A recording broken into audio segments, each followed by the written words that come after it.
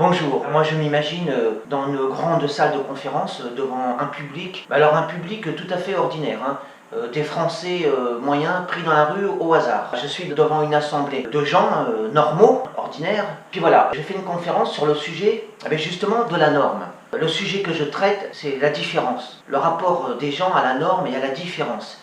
Et j'expose mon sujet d'une manière en fait pédagogique et très simple, je vais vous expliquer. J'ai devant moi une affiche et puis je pose des questions au public. Alors voilà, je dis par exemple l'homosexualité.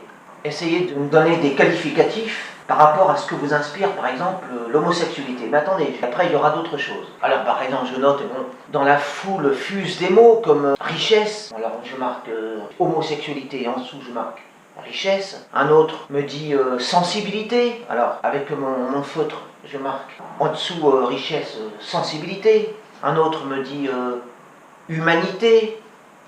Je note humanité, etc. etc. Ensuite je dis qu'est-ce qui vous inspire par exemple la trisomie. Alors pareil je marque trisomie en dessous. Alors d'abord je pose la question et j'entends pareil richesse. Je note richesse sous le terme trisomie. Un autre me dit sensibilité à la musique. C'est vrai, les trisomiques sont très sensibles à la musique. Ils sont doués pour la musique. Alors, don pour la musique. On me dit encore, par rapport à la trisomie, qu'est-ce que ça peut inspirer dans cette foule de gens ordinaires. Humanité. Ben oui, ils sont très gentils. C'est vrai, les gens atteints de trisomie 21 sont des êtres charmants, très gentils. Alors je marque humanité,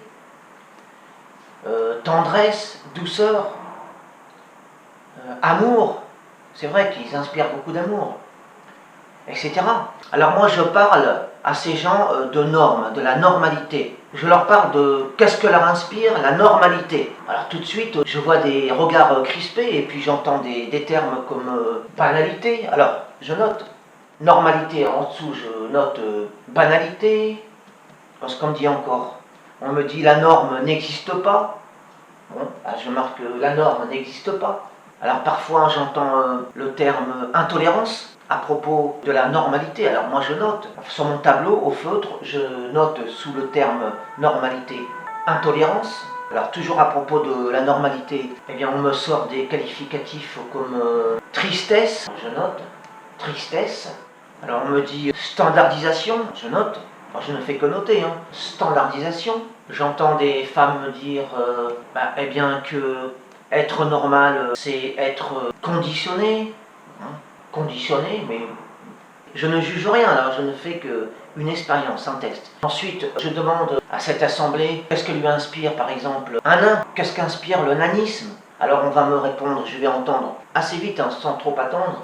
Ce sont des gens qui sont petits par la taille, mais immenses par la richesse intérieure. Ce sont des gens petits par le physique et géants par l'âme. Alors je note nanisme, bien grandeur d'âme. Parce que évidemment dans l'esprit des gens, le fait d'être handicapé, ça induit nécessairement dans l'esprit de ces gens, ça induit le fait que parce qu'ils sont handicapés, ce sont des gens merveilleux de l'intérieur. Et puis voilà, je continue comme ça sur les différences humaines, sur différents handicaps, particularismes de l'être humain, etc. Voilà, je fais une liste. Et puis à la fin de ma conférence, je m'adresse aux gens et je leur dis, voilà, puisque vous trouvez tant de qualités à ces différences, ce que vous appelez différences, le nanisme, l'homosexualité, la trisomie 21, tout ce qu'on peut imaginer, puisque pour vous c'est une telle richesse, alors je vous pose la question, puisque pour vous, toutes ces tares, parce que ce sont des tares, toutes ces tares que j'ai énumérées, l'homosexualité, le nanisme, etc.,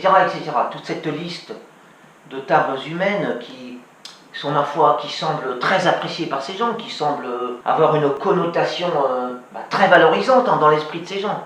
Je leur demande, maintenant, aimeriez-vous avoir des enfants si riches?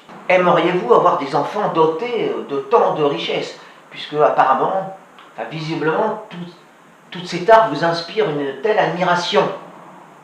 Ou alors préférez-vous un enfant tristement banal, avec tous ces adjectifs péjoratifs et négatifs sous le terme banal, normalité. Et puis là, eh bien, aucune main ne se lève. Alors voilà, mon message, c'est cessons l'hypocrisie. Cessons l'hypocrisie. Être normal, c'est le désir de tout parent saint d'esprit.